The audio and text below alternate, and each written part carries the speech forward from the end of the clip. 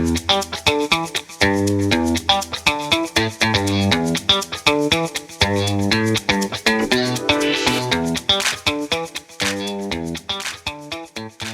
hello, dads, and welcome to the Dad Nation podcast. It is May of 22. Excited to get into part 2 of a conversation that we started last month on the gift of experiences, and we will get there in just a couple of minutes, but wanted to highlight some exciting developments really in the past month. Welcome to my co-host, Matt Crittenden, who's back in the house. He was away with his family on spring break last month. Yes. Was it a good trip? Excellent trip. Good time away with the family. Awesome. Well, in his place was our newest staff member to the Dad Camp team, Derek Gillum, and it was fun to kind of have him on the podcast, get to know him, and talk about this idea of experiences. But lots has happened in the Dad Camp world, and we want to welcome maybe any first-time listeners to the podcast, because we had a registration week or registration day, if we want to call it, or when we open registration for Dad Camp this year. It's become quite the day over the last couple of years, yes. and we just wanted to celebrate that really quickly. So again, if you're a first-time listener, welcome. And registration week or day was incredible, especially in our Midwest Indiana locations. Our home base where we started Dad Camp 16 years ago. I think we have 10 or 11 Dad Camp events there this year. Yeah. And we sold those out in just a couple of hours. In fact, a couple of those events at 9:03, and we opened registration at 9 a.m. On the 23rd of April. And at 9:03, I was getting texts that they couldn't register because they were wondering something must be going on. Right. And in fact, 2 events were sold out within 2 minutes. Right. So I remember real quick, just when I joined this ministry, 4 or 5 years ago, I remember how it would be like a bit stressful that people would literally try to schedule and register for a weekend like 2 days before the weekend started. And it wasn't a problem because the openings were there. And wow, to see where God has taken it now, where 24 hours, things are already sold out. It's a good problem to have. So dads out there, if you're listening and you're on a waiting list, you don't have to be on a waiting list. And just to know, if you're on a waiting list, there's a very unlikely chance you're going to get in. Right. Our cancellation rate is very low. We have over 200 guys on a waiting list for the Indiana locations. And so we do have openings. It's only 90 minutes south of Indianapolis, our newest venue for Indiana this year, Country Lake Retreat. It's an incredible facility, and it allows us to have more capacity there. Right. So we can host more dads and more kids. And so those 4 weekends are still available. So if you're on a waiting list, just consider that option and head that way. But there's tons of other options as well. We got Illinois, which if you're listening on the first Saturday in May, you've got like 2 more days to get registered for that. And it's just in a couple of weeks. It's in the month of May. But there's options in Montana and Texas and Ohio and Tennessee and Pennsylvania. And so take an adventure. We're going to actually be talking about that today. In a little bit. So way to go out there, though, dads. We're excited about the upcoming season and all that happened with registration week. But Matt, you just got back from a trip to Jamaica with Dad Camp, and so wanted to give you just a couple of minutes to share with the listeners how it went. Highlights, experiences. Yes. Yeah. God willing, we have some new listeners, and if you're new to the Dad Nation podcast family and or new to the Dad Camp ministry, just to bring you up to speed, God has seen fit to make us a global and international movement by opening doors for us to go into 12 different countries to bring this message of reaching the hearts of men and their fatherhood. So I just went on a trip to Jamaica. It's our second time in the country, and it was just an amazing experience to be able to reach the hearts of dads there. It's a big challenge there because the fatherlessness factor is been normalized there in the culture, and so it's not really seen as something that's a big problem. And so the first thing was to give that message that fatherlessness really is a crisis. The second part of my message was, the fatherhood factor, as we call it, that fatherlessness and all of the things that come as bad consequences of that are simply because men aren't stepping up to the plate and understanding the importance of fatherhood And the second part of the message through the dad camps was about vision. Once you've accepted that, yes, this is a God-given responsibility and I have what it takes, now I develop a vision and a roadmap of how we're going to get to those goals. To implement that thing. Awesome. And you actually had the opportunity to be on a radio program that I listened to, and you just knocked it out of the park. It was awesome to listen to. Thank you. Tell us a little bit how that was. Really a lot of gratitude to Pastor Ainsley Davis. Every country that we go to, we have ministry partners that we really couldn't get these things accomplished without them. Pastor Travis Drummond and Sister Deirdre Graham. But there was a Dr. Hilton who has a pretty new radio program. She said she'd been there for about a year, and she just saw the heart of Dad Camp.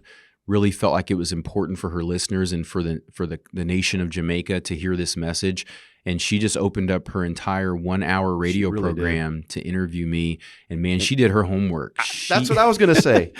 She got the whole heart of the ministry. She was kind of like setting you up. I was like, this lady like went to our website. Yeah. She learned about who we are, the heartbeat behind of why, and was throwing you the questions for you to answer. That was just, yeah, you and I talk really about we love sports analogies, right? And we say getting thrown lobs.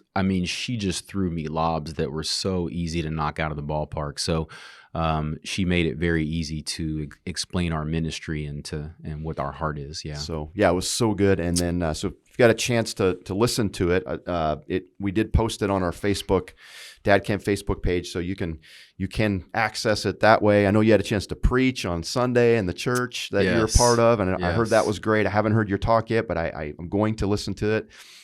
So awesome. We got some momentum there. Got a future there. I just before you left was in the country of the Democratic Republic of Congo in Africa. Right. And again, honestly, I went into both of those trips, the one I went on and the one you guys went on, with a little hesitation, with a little bit of, this might be maybe the last time we go, based on kind of the momentum and the connections that we had, and in our team too as well experienced some incredible impact there. We got to partner with a school that had just got started a year ago, and they took 2 days out for us to come share with their dads and their students, and the turnout was fantastic. Yeah. And then a local pastor of a church just around the corner, he brought his kids to both days because he had different age group kids. Okay. And he came and invited us to be a part of their services. And so I think I did 8 talks in 3 days. Wow.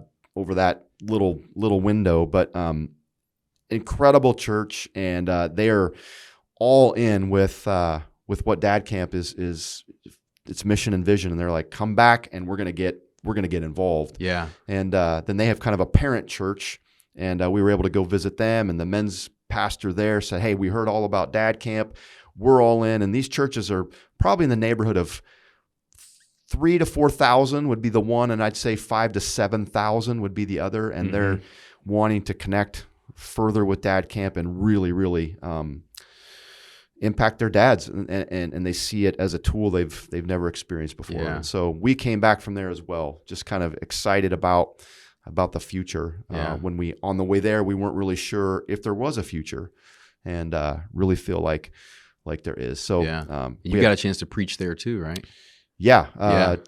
Twice, Friday night service, and then a Sunday where they did 3 services. So did the triple header in 2 languages. That was French, and then a local language. I forget how you say it again, but I had 2 different interpreters. So it was fun. Awesome. And they were fantastic. So just was an amazing experience. And so, well, I'm excited to pick up from where we left off last month, where we introduced this idea of giving our kids the gift of experiences. And we've been kind of using this book, The Dad Difference, for like the last year as a template for conversations. And the subtitle, again, the 4 most important gifts you can give to your kids. And Matt, we've talked about the gift of relationships. We've talked about the gift of integrity. We've talked about the gift of teaching. And this is the 4th gift in the book, and it's the gift of experiences. And last month with Derek, we decided, as we thought about the gift of experience, we thought, well, how do you even give the gift of relationships, the gift of teaching,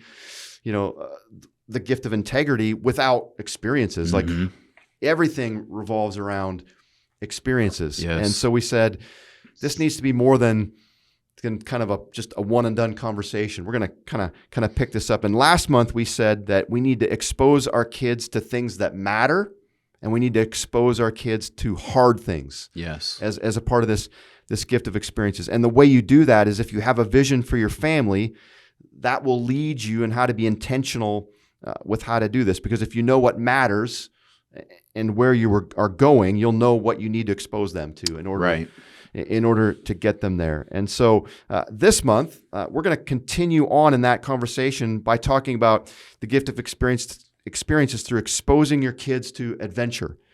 And, like I said, the plan was to build on this experience. But as we were talking about this last month, I get an email from a guy named Jeff Siegel, who actually he visited every NBA and Major League Baseball stadium with his son. That's so awesome. Over a number of years in a series of different trips. And he became so passionate about this that he wrote a book, and he called it RelationTRIPS. Yeah, yes. RelationTRIPS. And so we thought, you know what? Like, who better to welcome into this conversation than Jeff? So Jeff, you're with us. It's great to meet you, and welcome to the Dad Nation podcast. Hey, Jason, Matt, it's great to be with you guys. Thanks for having me on.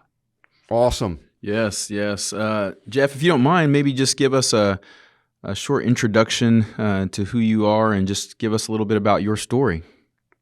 Yeah, so my story begins as it relates to RelationTRIPS, guys, many, many years ago, over 2 decades ago, when Spence, my son, who was about 6.5 at the time, he and I sort of just stumbled into what would eventually become RelationTRIPS. At the time, we were just hanging out watching a basketball game. Spence was already a big sports fan at that age. And our hometown Chicago Bulls were playing the San Antonio Spurs. And they put up a graphic on the screen that showed the audience where the next couple of Bulls games were going to be. And we're going to be in Houston and Dallas. And I guess Spence's geography at the time, even in first grade, was good enough that he knew that all 3 of those cities were in Texas. And he made that comment to me. He said, well, Dad, those are all in the same state of Texas. And I said, you're absolutely right, Spence. And in the NBA, when a team goes down to Texas to play all 3 teams in the state of Texas, they call it the Texas swing. Mm-hmm. And he looked at me and his eyes widened and he cracked a big 6-year-old smile. And he said, well, maybe someday, Dad, we can go on our own Texas swing. And boom, voila. The idea came to me. I was at the point where I was in the process of a divorce from Spence's mom, and it was absolutely paramount to me that I not only maintained the relationship that Spence and I had begun to develop, but that I enhanced it and made sure that as his mom and I went through our divorce, that he wasn't in any way adversely affected. And to the contrary, that he had reinforced for him the safety and security of the family unit. So I was very much on the lookout, guys, for ways in which to carry these objectives out. And sometimes things just happen for a reason. And I truly believe that night, while we were watching that Chicago Bulls basketball game, this whole conversation that I just shared with you came about for a reason, because I immediately set into motion the idea of putting together for winter break, which was only about a month or 2 away, a trip down to Texas, and pulling Spence into the process, which as the years would go by, I would learn is a huge, if not the most critical part of the whole RelationTRIP process and approach. And we set about planning that trip. So on that, you just kind of said you kind of discovered something bigger and all that, kind of like a why. And I wanted to I actually quoted something here out of your book. So I'm going to read that, and then I wanted you kind of elaborate on that a bit more, like kind of your why. And you said in the book, you said, but gradually, subtly, what I was learning about were the hidden benefits of these theme trips. There was a lot more going on here than 2 sports geeks planning annual jaunts together. I realized I had stumbled upon a completely new way to grow and strengthened my relationship with my son. With each journey, I was gradually, very gradually, yet powerfully getting closer to my child. Why don't you just kind of elaborate on that? You kind of discovered that why. Yeah, so as you just read from the book, initially it was these two sports geeks heading out on the road to go to a bunch of, at the time, basketball arenas. And by the third trip, which happened about 8 to 10 months later, Spence looked at me, and that's when he hatched this idea. He said, "I got an idea, Dad." And this is a 7.5-year-old kid talking. "How about before I go to college, we go to every NBA arena and every major league ballpark?" And I thought, wow, that's a cool idea. Great. However, what I didn't really fully grasp at that time, it was kind of in the germination stages, is that the games and the drives and all, that was secondary by quite a bit to what was starting to evolve in terms of the bonding. And relationships are all about a bonding experience. And within that context of bonding, the communication, the trust, the confidence, all of the ways in which Spence was beginning to develop as a young child, and eventually, because these trips stretched well into his teen years as a young man, were spawned during the course of these early trips, when I very quickly tapped into the fact that the conversations we were having, the discussions about life, the exposure that I was able to provide for Spence to different people, different cultures, different ideas. These became the focal point of these trips. And yes, we did go on to visit 60 different sites, saw 60 different teams across the NBA and Major League Baseball in their hometowns. But by the time we hit numbers 59 and 60, it was clear to me that what I had put in place was a lifelong bond that would only continue to grow into adulthood. And I can share with you guys at some point during this discussion where Spence is at now, and how that sort of hypothesis at the time was proven to be very, very true. Very cool. Awesome. Wow. Yeah, we just wanted to explore something. I think you mentioned in the book a little bit that you had a good relationship with your dad, but maybe didn't get quite the time from him that you desired. And just wanted you to we talk a lot on the Dad Nation podcast and through our Dad Camp ministry about not just us as dads with our children, but also how our relationship with our dads impacted us in our decision-making as dads today. So just sort of maybe compare, contrast your relationship with your dad versus you and Spence's relationship, and maybe how your fatherhood experience with your dad impacted some decision-making and how RelationTRIPS came about. Sure. I think my relationship with my dad was more of a, for lack of a better description, a by the books sort of father-son connection. Keeping in mind that he came from a very different generation, where men were the providers, and there wasn't a whole lot of touchy-feely stuff, and conversations about sports and business and your career, Jeff, were sort of right out of the parents' handbook of the time. I think the age in which I became a dad, and a lot of this, guys, I'm sure you can understand here, is nature nurture, just our own DNA. And for me, from the moment Spence was born, he was priority one. I've had some success in business and as an author, but nothing comes close to ranking as high on my personal priority list as my role as a dad, as Spence's dad.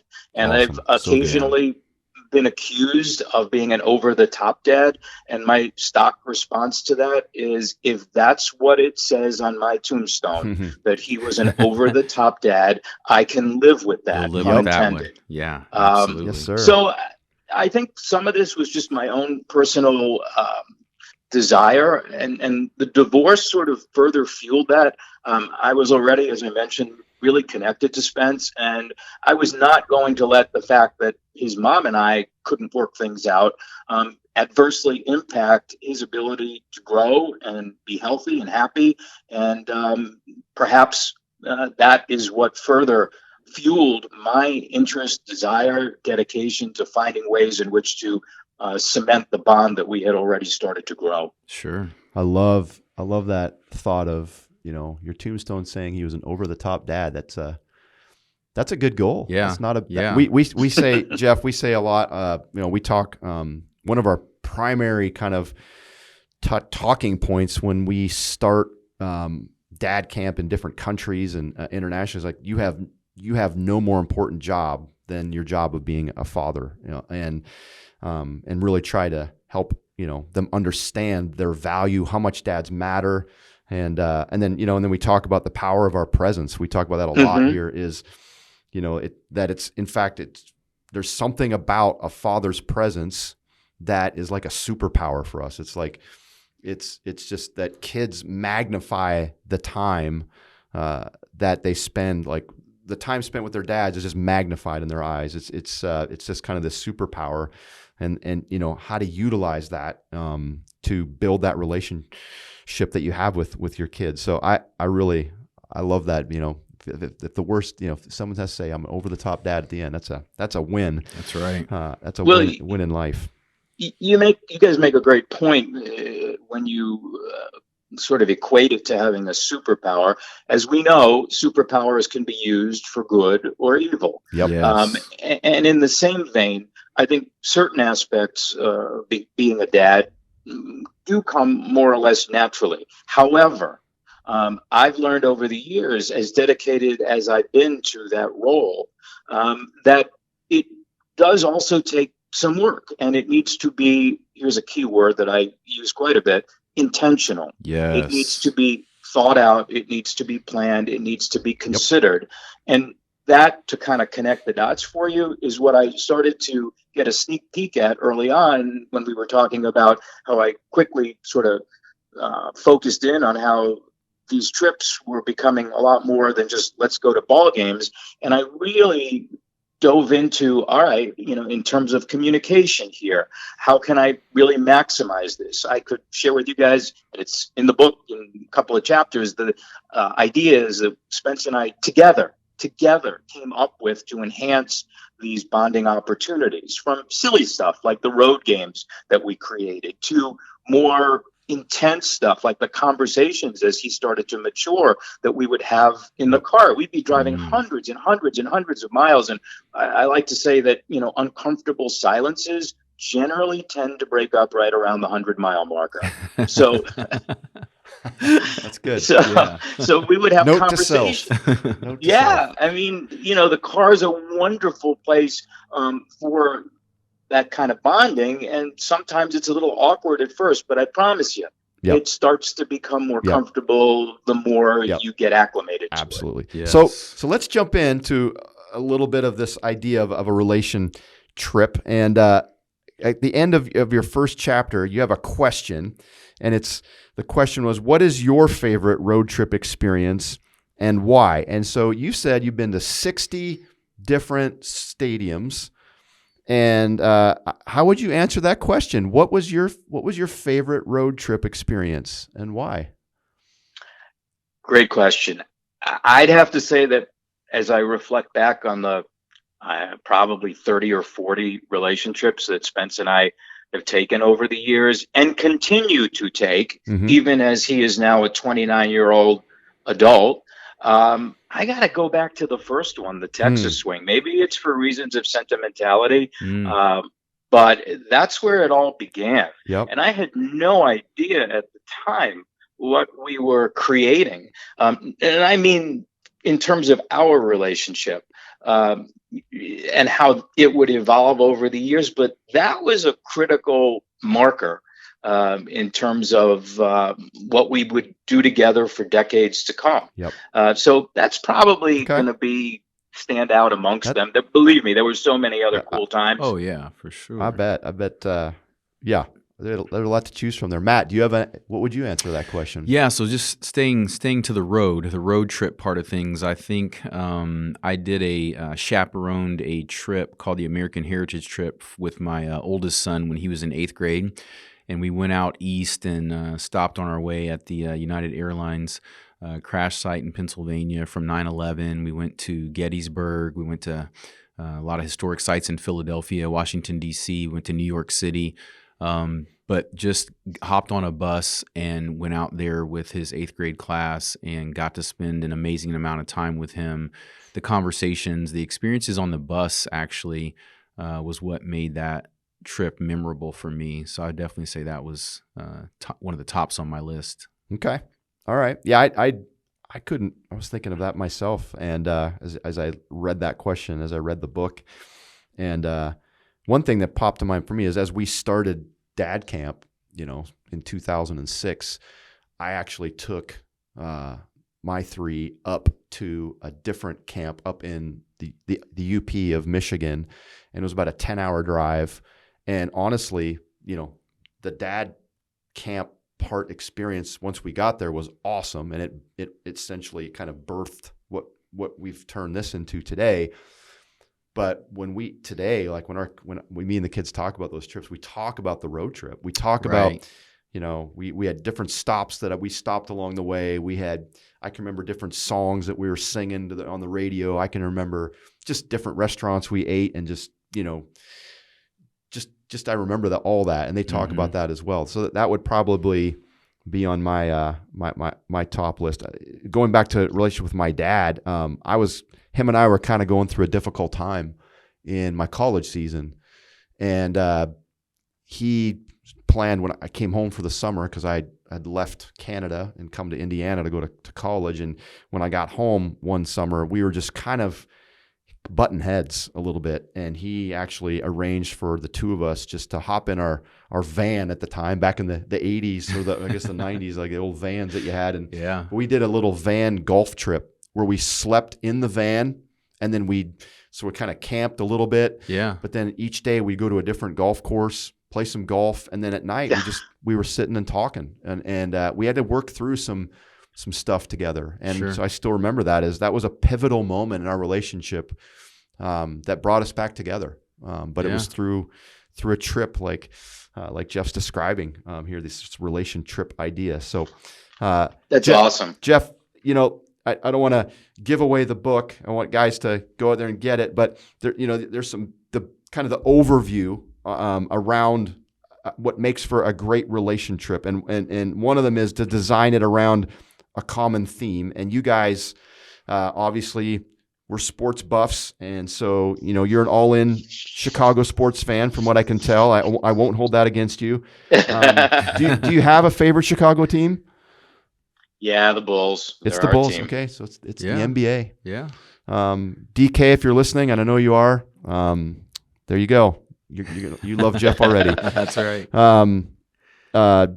Yeah, my teams, or Matt. Yeah, your teams. What? Yeah, I'm a Hoosier, born and bred, and so I live and die with the Indiana Pacers and the Indianapolis Colts. Okay. My mom started taking me to Pacers games when I was 6 years old, so I've got 4 decades of being a fan. So you there. two are products of the environments that you get. And I'm Yeah. all over the place. I'm a Blue Jays fan. I'm a Denver Broncos fan. I'm an all things University of Michigan fan. And there's a story to all those, but I'm all over the map. I'm not local to a geography of and I've known this about you, and I've given you grace and mercy for your choices. You have. Yeah, you have. How about Jeff? A favorite venue that you visited with Spence? Yeah, we get asked that a lot, and we could certainly, each of us pick out a couple of ballparks or arenas. I think the venues, believe it or not, that stand out in our mind are some of the historic landmarks and sites around the country, or even something as simple as the museum that we went to in Portland that we spent an entire day at, that was really cool, or some of the hikes that we took on days that were sandwiched in between games. So I hate to default to we really like the stadium in Pittsburgh, and instead as Brian puts his hands up here because he's a Pittsburgh guy. There you go. We should have talked to Jeff beforehand, told him not to say the word Pittsburgh. You just derailed the whole conversation with that. But Jason, you started to ask, I think, about that for Spence and me, it was all about sports. I can't underscore enough that was just sort of our thing. Right. Mm-hmm. Yes. Over the years, when I've talked to parents groups, many of whom have gotten back to me after they've planned their relation trips, and I've encouraged them to explore those topics, those ideas that really excite their kids. And some of the stuff that I've gotten back, families who have planned themed trips around that they called a ghost hunt, where they visited ghost tours and haunted houses. Another one came up with a book club theme where they visited all of the locations in their favorite family book. Another family did a random acts of kindness tour where they went to volunteer related awesome. locations across the country. And then, it runs the gamut from bowling alleys to food specialties. We went to taco stands across 3 different states, to drive-in theaters, county fairs. It's whatever provides that centerpiece that your kids can really get immersed in, because this is key.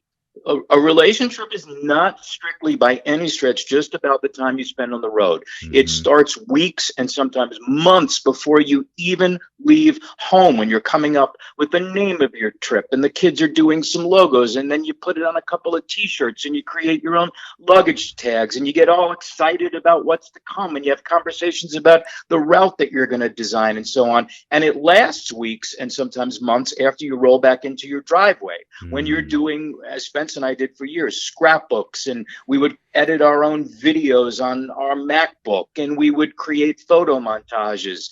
So the relationship experience, because I know that's what we're trying to focus on today, is something that really stretches across months. And guess what? Throughout that time frame, it provides a wonderful opportunity to talk to each other about every aspect of the trip. So when this happens over time, months and years, I encourage parents to think about the long game. It's not just one relationship. It's a body of work that, you guys were talking about dad camp starting in 2006. My guess is that, there have been some really cool dad camps individually, but if you look at it over time, the long game in terms of what you've accomplished by creating a culture and a vibe over the course of many years, well, the same thing applies to the RelationTRIPS sort of body of work that you create with your kids. That's a great point. So that, the big idea there, this design your relation trip around anything that gets you both can get excited about. It doesn't, it's not just, we're not just talking sports trips. We're talking anything you can get excited about together. And then you also mentioned, this starts well before the trip, like getting your kids involved in the planning process and getting them excited and naming and branding your trips, which I loved. Looking at all the different pictures in your book with the different t-shirts you guys designed. And then, there's another principle that I saw in your book, and it's kind of a life principle that I think we've all heard before, but you brought it in again. But, it's not about the destination. It's not about where you're going. It's about the journey. And so why don't you speak to that a little bit? Yeah, it's about the journey, both literally and figuratively. And the journey, as you just correctly alluded to, is a journey that, again, stretches across months of collaboration, communication, exploration. And here's the best part of it. It's a customized journey. You're not buying a cruise or heading on a predetermined tour. You're creating this together. There's that word again, that operative word. You're creating this customized journey together. And when I wrote the book, in doing the research, I met with a number of child psychologists around the Chicagoland area at Northwestern University, a couple of other places. And I was seeking to sort of validate what Spence and I had stumbled into.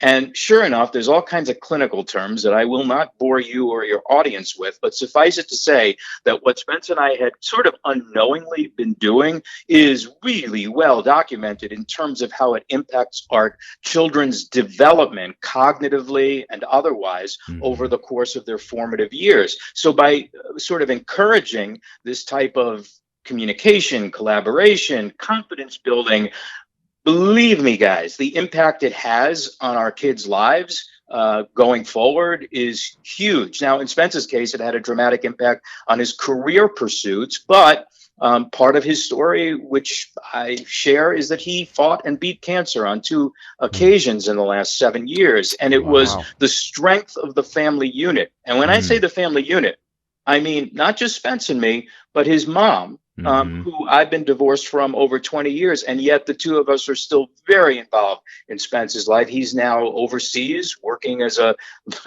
this probably will come as no surprise, as a sportscaster for European soccer. But anyway, that sort of, those takeaways, those benefits from this journey that you take together last a lifetime. Yeah.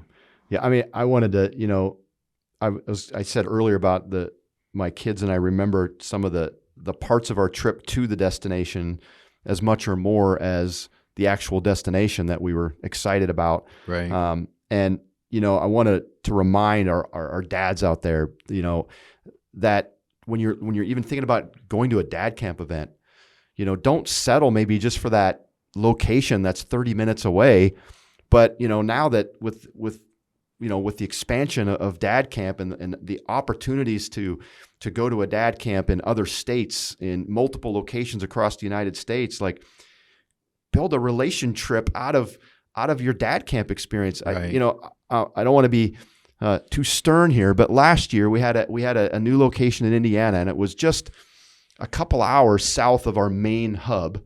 And, we heard guys a little bit, I don't know, I want to say whining is the right word, but a little bit about like, on the way down, we got stuck in little traffic and blah, blah, that. And I was like, you're going to kind of give me that when you had just one-on-one space here with your kid. You got stuck in a car for an extra 45 minutes on the way down. Like, be intentional with that time, have conversations, make a memory, sing, whatever. But, but see these opportunities that the journey, it's about the journey on these trips. And then you can expand that into life as Jeff has already. But. And Jeff, I want to thank you. You just gave me a great idea because you've expanded my idea about this. It's not just even the trip, it's the planning of the trip that can actually give me a connection with my children and my family. And I have a trip coming up to Mississippi in June for a family reunion.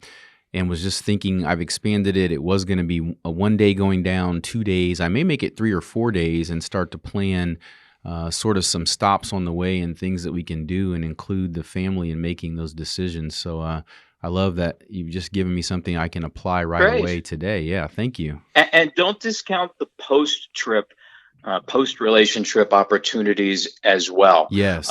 Because one of you just rattled off the phrase, make a memory. And that is one of the coolest residual benefits of these trips. The memories that Spence and I share to this day that are triggered overseas when we're FaceTiming for the better part of an hour as he drives from the studios in Barcelona to where he's living in a little town called Girona along the Spanish coast. And the triggers, something can come up and it will elicit a memory from 12, 15, 17 years ago. We'll tell a story and laugh about it. So don't discount the post-trip opportunities to create the scrapbooks and the memory books. We have, over the years, every relation trip yielded a very crude scrapbook. I'm talking about like just pages that those folks who professionally scrapbook would probably vilify us. But I often get, the question, well, what would you grab if your house was on fire from all of your memorabilia over the years? And I said, absolutely, no doubt. I'd grab as many of those scrapbooks as I could because I take them out every single month and look at a bunch of them. So that's a cool part of it as well. That's good. I was going to say too, with the planning process, there's that part that you're speaking to, Jeff, about including them and making them a part of that planning piece, which is awesome. I, for one, like the element of surprise. And so what I've done a few times with, and then we talk about a dad camp about rites of passage and about bringing our sons and daughters, into manhood and womanhood and speaking life and encouragement into them and planning out, experiences and trips for them where perhaps we're kind of bringing them into that phase of their life and having conversations. And so, we've done some of that, or I've done some of that and I've done some kind of surprise kind of trips with my kids where, I don't know if I like surprises, so I don't know. I like planning surprises, but there's other people that, again, DK, if you're listening, hater of surprises, but Right. you just, that they don't like it. But, for my son's 16th birthday, we're big Michigan fans. We'd never been to the big house. And so I secretly kind of planned this, trip to the big house on his 16th birthday. And we were going to go up a night ahead, and we went to a Notre Dame hockey game. Cause I'm a hockey guy. And so we kind of, but it was, but then once he opened up his gift, and he's like, he saw tickets to the game and then all that. And we were like leaving the next day, or I forget, it was within a day or two, Yeah. but then, that was awesome too. Just that, bringing that element of surprise in, and then creating that experience, together. So did you ever surprise Spence on any of these trips? Yes. And that's a great point you make, in that it adds sort of some seasoning to the mix, if you will. And I would always plan for a couple of Easter egg type discoveries along the way that he wouldn't see coming. There you go.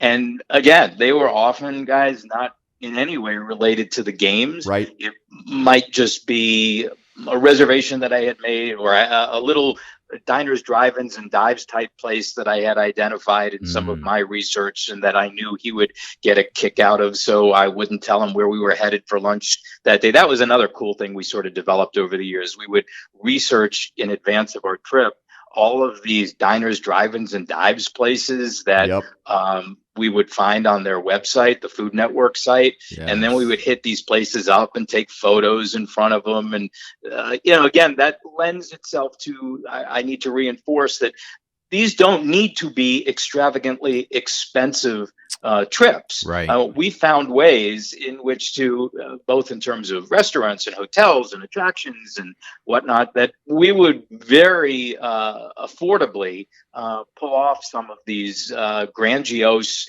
week and a half long relation trips. And the Food Network stops along the way usually included at least a surprise to bring it back home to that idea, as well as I bring along with me some special games that I had made up that I knew he would get a kick out of because of the way they were modeled after game shows we were watching on TV at the time or what have you. So yeah, that's a cool way to really spice things up and weave in a couple of special moments. So good.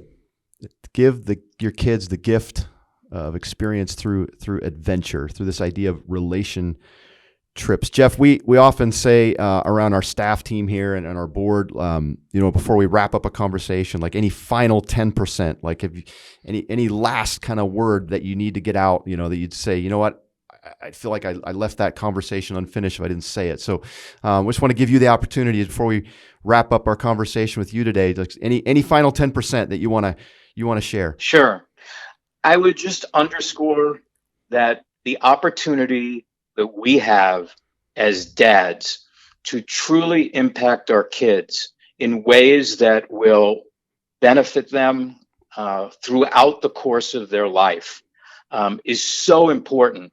And I am living, breathing proof that with an intentional effort that is dominated by love and devotion and dedication to raising healthy, happy children at a time in this world when I think that's paramount. Yes. I encourage every single dad, every single parent out there to take a few moments and reflect on how in very simple yet unbelievably meaningful ways they can impact their children's lives from this point forward. Well said. Yes. Well said. Well, thank you so much, Jeff, for sharing your story with us today and just being an encouragement to Matt and I and to the audience of dads that is listening. We just really appreciate you just being willing to give of your time, and I'd encourage guys to grab your book, to just kind of dive into this even further as they're thinking about the idea of a relation trip. You really spell it out in the book. I went through the whole book start to finish, but the subtitle, A Simple, Powerful Way to Bond with Your Loved Ones Through Personalized Road Trips. So Jeff, thank you. Appreciate it. And we're just grateful. Yeah. for Thank your you, time. for joining us. Jason, Matt, Brian, thank you so much. It's been a blast. Really very much respect and admire what you guys are doing. And thank you so much for having me on. Awesome. Take care, my friend. Bye-bye now. So good. When I think about relation trips, as Jeff describes it, when I think of dad camp, it's a relation trip. It is. I mean, that's what dad camp is. It's an adventure. It's an intentional. You heard Jeff say that a lot. We say that a lot, right? Yeah. Being a strong father is just being intentional. It is. With these different aspects of. It is. And dad camp's an intentional experience to grow this relationship that we have with our kids and to help you become a stronger dad. So, can't encourage you enough. If you're not registered for dad camp this year, to do so. And if you're like, you know what, I missed out on getting the location here in Indiana. If you're a Central Indiana guy and you're like, it's booked up, well, then consider a relation trip here. Go on an adventure. Go on a 3-hour drive or a 6-hour drive down to Tennessee. Make it happen. Yeah. It's hope we were reminded of that today. Yeah, absolutely. Any final 10% from you, bud? It struck me that Jeff is sort of new to the Dad Nation and Dad Camp family, and yet his heartbeat and what God's put in his heart as a dad is all the things that we talk about: the importance of fatherhood, intentionality, the superpower of our presence in our children's lives. And one of the biggest points I think he made was investment, return on investment. He's seeing the return on his investment in his father-son relationship with his son, which is so being encouraging. 29 years old. He's a little bit, even a step down the road from me. Yeah. I think he said he celebrated his 60th birthday just recently. And so, that's so encouraging to see, hey, is. This is a part of my life that I valued. I want to be a dad that is remembered, that he was an over-the-top dad. And why? Because here's the payoff now that I can share. Yeah, I think we all as dads will experience ups and downs in our relationship with our children, but we can see sort of out ahead of us that these investments do bear fruit down the road. Right. Yeah. So good. So expose your kids to adventure, dads. Expose your kids to things that matter, and expose your kids to things that are hard. This is the gift of experience that you give to your kids. Just want to say thank you again for listening. As we always say, you have what it takes, guys. So then go do whatever it takes to implement these things in your life of being a dad. And so we look forward to seeing you at Dad Camp this year. But get plugged in, get registered, go to dadcamp.org, go to our events page, look on the 2022 dates and locations, and get registered, because spots are running out. We've sold out 14 or 16 events already. And so get on there. But we'll hope to see you again or be with you again next month on the Dad Nation podcast. Take care.